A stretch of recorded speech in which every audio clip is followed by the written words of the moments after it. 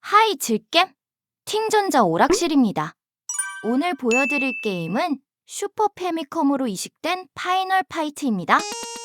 이 파이널 파이트를 보시면 슈페 버전인데도 2인용이 되는 패치 버전을 보고 계시는데요. 사실 저도 이게 있었는지도 몰랐습니다. 언제인지도 모르고 언제 패치를 해놓고 나중에 해봐야지 이러고 까먹고는 하드를 뒤지고 있는데 뭐지? 하고 눌렀는데 이런 게임이 있더라고요. 다만 캐릭터 선택은 흔히 알고 계신 네모난 창에서의 선택이 아닌 글자로 나옵니다. 게임 플레이를 시작하고 같은 캐릭터를 고르면 1P와 2P의 색도 다르게 잘 만들어져 있습니다. 지금 같은 캐릭으로 혼자 하는 것이기에 한 곳으로 캐릭터를 뭉쳐서 플레이를 하겠습니다. 방법은 1P, 2P 키 설정을 같은 패드로 해놔서 같이 움직입니다. 완벽한 패치가 아니라서 그런지 약간의 문제점이 보이기도 했습니다. 우선 화면 위 중앙에 있는 하이스코어가 2P가 점수가 높아도 하이스코어는 같이 안 올라갑니다. 무조건 1P 기준으로 올라가며 다른 문제점은 몇몇 그래픽이 깨지는 그런 현상이 보이기도 합니다. 기본적으로는 단검의 그래픽이 깨져서 나오지만 게임 플레이에 크게 문제되는 것은 아니기에 무리 없이 플레이가 가능합니다. 저는 게임을 지지리도 못하기에 일명 와리가리 대신에 이렇게 캐릭터를 붙여서 하게 되면 와리가리 같은 때리기가 되더군요. 여러분들도 한번 이렇게 플레이해보세요. 은근 재미있습니다. 이 파이널 파이트는 게임 역사상 가장 유명하면서도 동시에 가장 논란이 많았던 이식작 중 하나입니다. 1990년 출시 당시 많은 기대를 모았지만 원작 오락실 버전과 비교했을 때 너무나 많은 부분이 삭제되어 팬들에게 큰 아쉬움을 남겼기 때문입니다. 이 작품이 왜 그런 상태로 출시될 수밖에 없었는지 개발 비화와 당시의 기술적 한계에 대해 이야기해보겠습니다. 파이널 파이트는 캡콤의 CPS1 오락실 기판용 게임이었습니다. 당시 아케이드 기판은 가정용 콘솔보다 압도적으로 높은 성능을 자랑했습니다. 반면 슈퍼 패미컴은 이제 막 출시된 초기 기기였기에 캡콤 개발진이 기기의 성능을 100% 활용하는 것은 많이 부족했습니다. 그때 당시 게임기 카트리지의 용량, 즉 8메가비트는 상당히 비쌌습니다. 첫판 보스입니다. 개발 비화는 첫판을 깨고 다시 이야기하겠습니다. 첫판 보스인 밴드인데요. 아케이드라면 기본적인 와리가리로 잡지만 이것은 그냥 한 번에 끝납니다. 보세요. 에너지가 쭉쭉 줄어버리죠?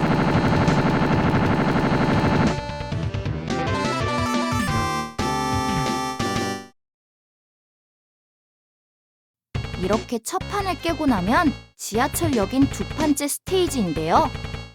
이 게임에서 납치된 여성의 SD 캐릭터가 아이템으로 나오네요.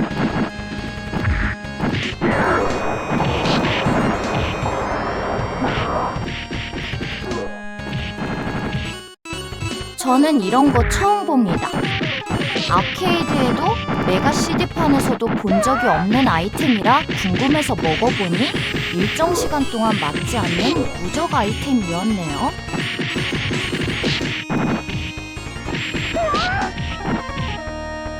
아까의 이야기를 다시 이어서 말하자면 제작사는 원가 절감을 위해 용량을 제한해야 했고 이 때문에 방대한 아케이드 데이터를 전부 담을 수 없었죠? 그리고 하드웨어 메모리 부족으로 인하여 슈퍼 패미컴은 한 화면에 표시할 수 있는 캐릭터 수에 제한이 있었습니다.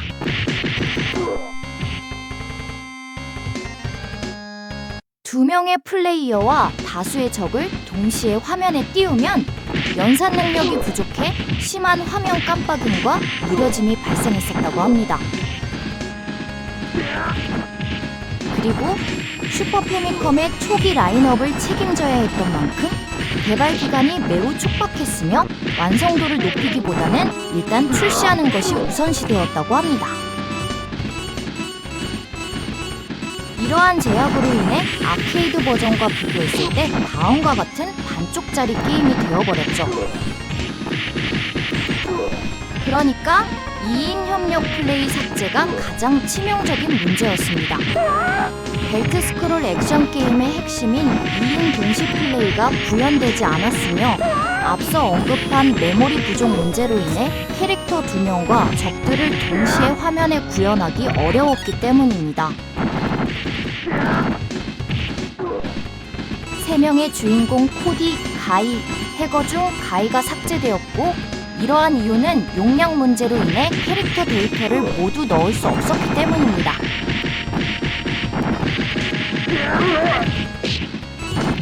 이후 가이를 추가하고 코디를 삭제한 파이널 파이트 가이라는 별도의 버전이 출시되기도 했죠. 거기다가 4번째 스테이지인 산업구역이 삭제, 동장 배경의 사스테이지와 보스 롤렌토가 통째로 잘려나갔습니다.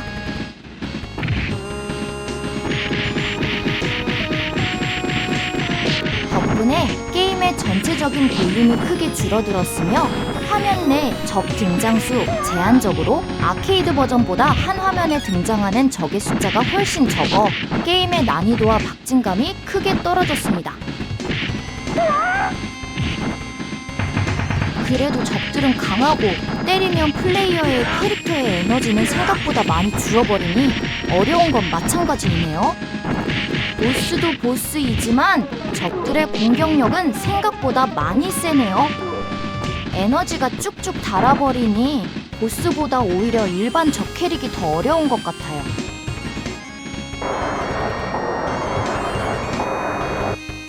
두 판째 보스까지 가는 길이 너무 어렵네요.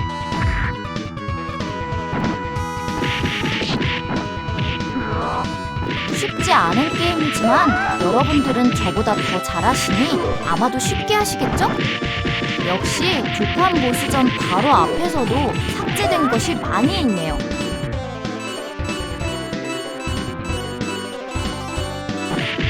적들이 많이 나오는 구간이면서 드럼통도 막 굴러오고 세워져 있고 화염병 던지는 적들도 안 보이고 여러분들도 금방 아셨을 듯해요.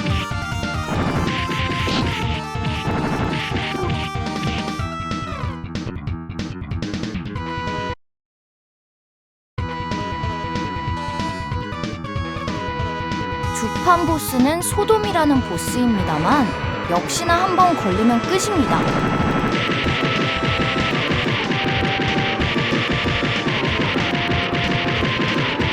쉽네요?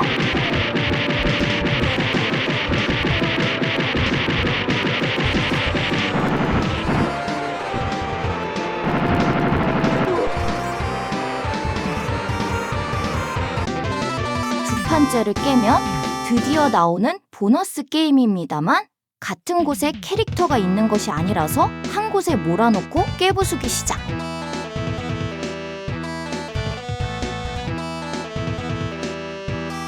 같이 때리니 빠르게 끝나는 건 아니지만 그래도 빠른 편이죠?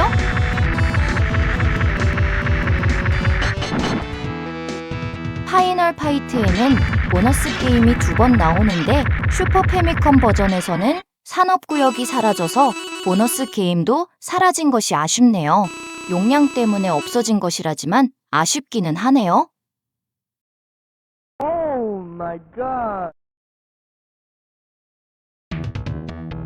이제 세 번째 스테이지인데 적들이 조금은 빠르게 움직여서 어렵습니다. 거기다가 툭 치고 빠지기가 많이 열받네요.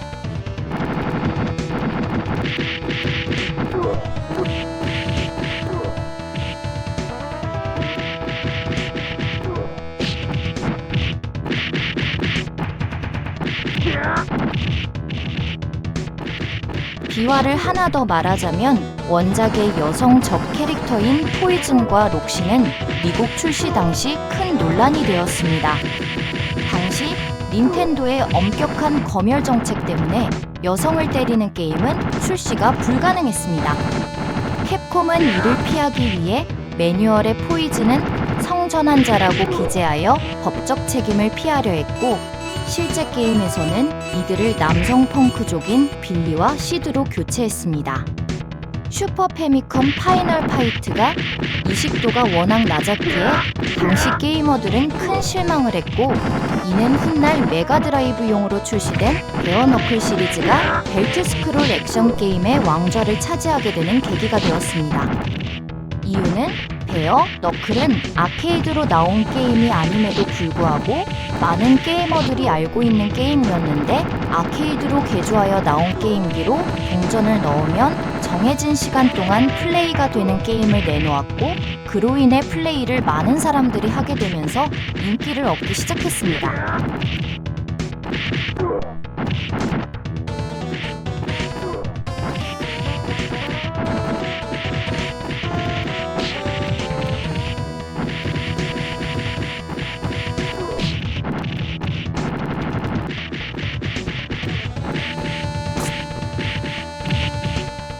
이곳 스테이지는 중간에 잠시 나오는 중간 보스라고 해야 하나? 라고 생각하지만, 그래도 중간 보스는 맞는데 오히려 이 중간 보스들이 더 어렵습니다.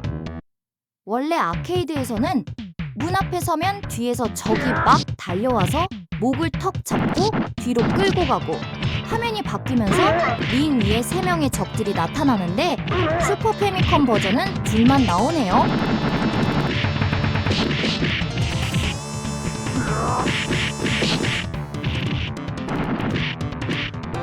아마 만들려면 나오게 만들었겠지만 일부러 그렇게까지는 안 한 것 같아요.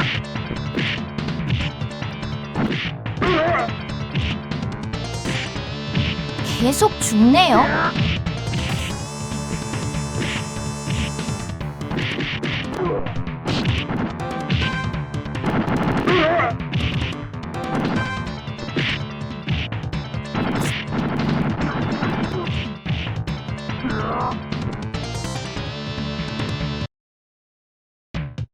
이기고 나오면 다시 이어서 진행을 합니다.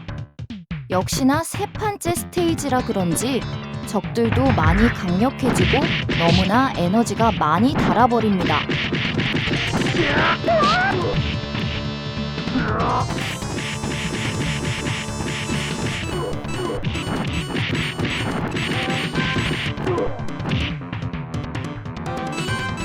슈퍼 패미컴 버전 내에는 남겨진 더미 데이터가 있었던 것 같은 것이 개발 중 중단된 스테이지나 개발자들의 테스트 모드 흔적이 숨겨져 있었다고 합니다.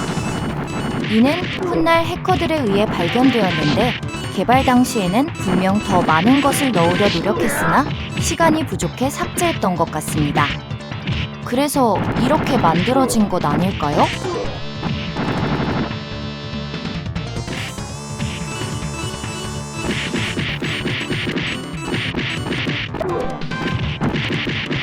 이렇게 진행을 하니 세판 보스 등장, 에디 2입니다. 이 보스는 의로운 경찰이 아니라 범죄 조직과 결탁한 부패 경찰이라서 보스로 등장한 것입니다. 한 번 딱 때리면 끝인데 쉽게 와주지를 않네요. 거기다가 엄청 강하네요. 영상 보시면서 어떤 구간이 제일 눈에 띄셨나요? 그리고 여러분만이 은밀하게 알고 있는 독특하고 신박한 무료 인디게임이나 패치된 게임이 있다면 언제든 댓글로 추천해주세요. 오늘 준비한 팅전자 오락실의 리뷰는 여기까지입니다. 가시기 전에 구독과 좋아요, 알림 설정까지 꼭 눌러주시는 거 잊지 마시고요. 저는 다음에도 괜찮은 게임을 가지고 오겠습니다. 빠이 즐겜!